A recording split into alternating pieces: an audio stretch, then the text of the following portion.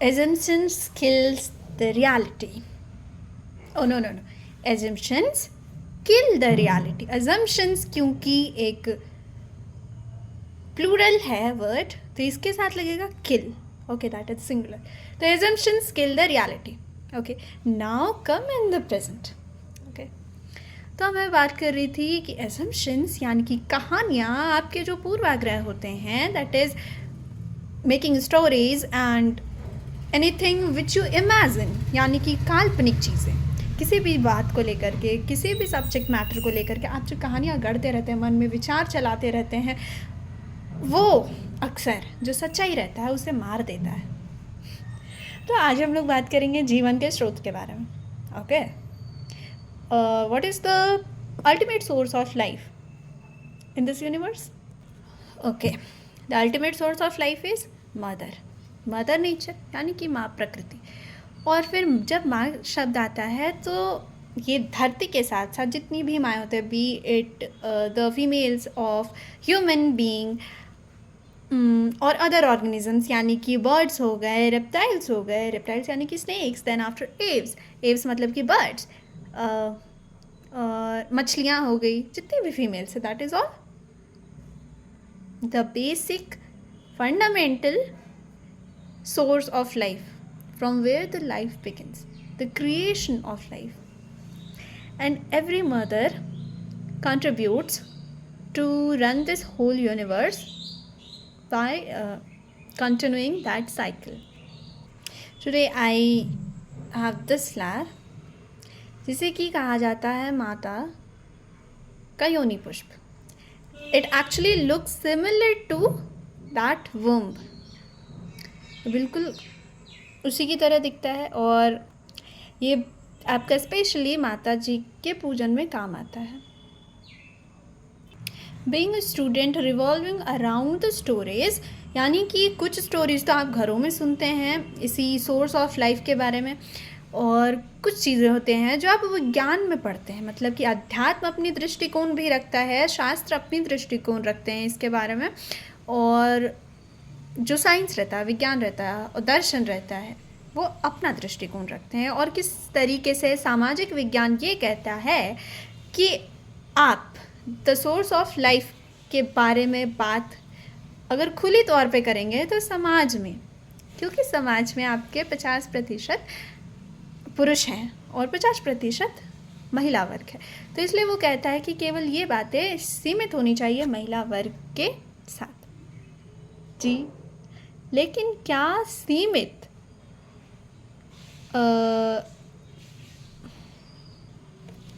आधी वर्ग की सोच को संकुचित नहीं करता है? क्या आधी वर्ग जो होती है वो जीवन भर केवल एजम्पशंस नहीं बनाते रह जाती है? क्या केवल वो स्टोरीज, क्या केवल वो कल्पना में ही अपने तरीके से हर चीज़ को एक्सप्लेन करने की कोशिश नहीं करती रह जाती है? और यहीं से शुरू होता है जो आधी स्त्री वर्ग होती है, वो उसे इस तरीके से दबा देती हैं, छुपा देती हैं, या फिर बताने से हिचकिचाती हैं कि वो भी सुने सुनाए स्टोरीज़ और इमेजिनेशंस और पर्सपेक्टिव्स पे ही बिलीव करना शुरू कर जाती है. और यहीं से शुरू होता है डिटरियोशन, यानी कि सच्चाई को ख़त्म करने का सिलसिला.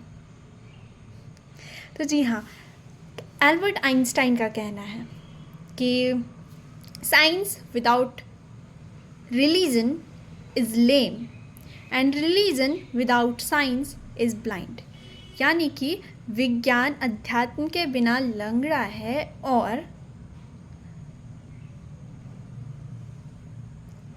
अध्यात्म विज्ञान के बिना ब्लाइंड मतलब अंधा है.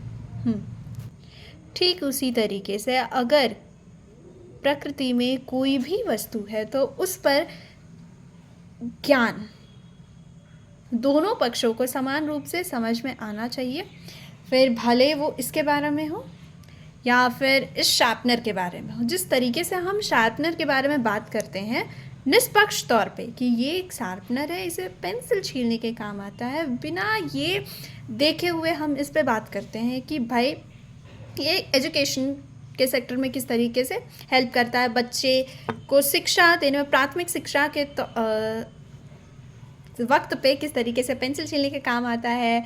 और तो हम वहाँ पे ये नहीं देखते हैं कि कौन बच्चा लड़का है कौन बच्चा लड़की है, हम केवल विषय वस्तु के बारे में निष्पक्ष होकर के बातें करते हैं। ठीक उसी तरीके से अगर आप, ऑफ कोर्स ये भी एक क्रिएशन है, तो अगर आप इस पुष्प के बारे में, इस यौनांग के बारे में भी खुल कर के बातें करेंगे, तो मैं सोचती हूँ कि निष्पक्ष होकर के बातें रखना बहुत ज़रूरी है।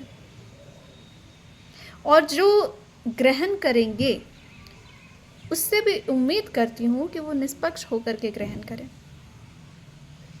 This is not something to be termed as yes ये शार्पनर टैबू है, इससे बात नहीं करना चाहिए, ऐसे शार्पनर तो बस लड़कियाँ रखती हैं, ऐसे शार्पनर तो बस लड़के रखते हैं, ऐसे। What is this? Yes you have a limited notion, you are working with a limited perspective. आपकी सोच संकुचित होती जा रही है और आप समझ नहीं पा रहे हैं कि आपको किसी भी वस्तु को बुरा या अच्छा नहीं देखना होता, आपको उसे बिल्कुल सहज तरीके से देखना होता है। जिस तरीके से वो प्रस्तुत है उसे केवल उस तरीके से देखना होता है। और हाँ, हमारी जनरेशन्स ने हमेशा रेस्ट्रिक्शंस लगाने में अव्वल दर्जा प्राप्त किया है।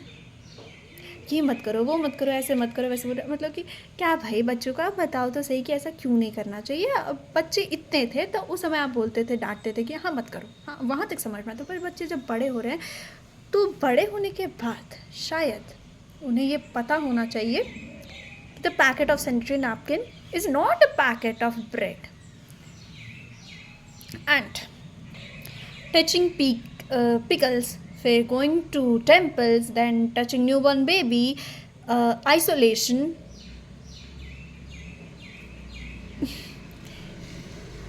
ignoring excessive talking, किस तरीके से एक साइंटिफिक रीज़न पे काम करता है और किस तरीके से वो हर एक फीमेल पे लागू नहीं होता है, केवल उन फीमेल पे लागू होता है जिनके पास कुछ एक तरीके के लक्षण होते हैं। क्योंकि देखिए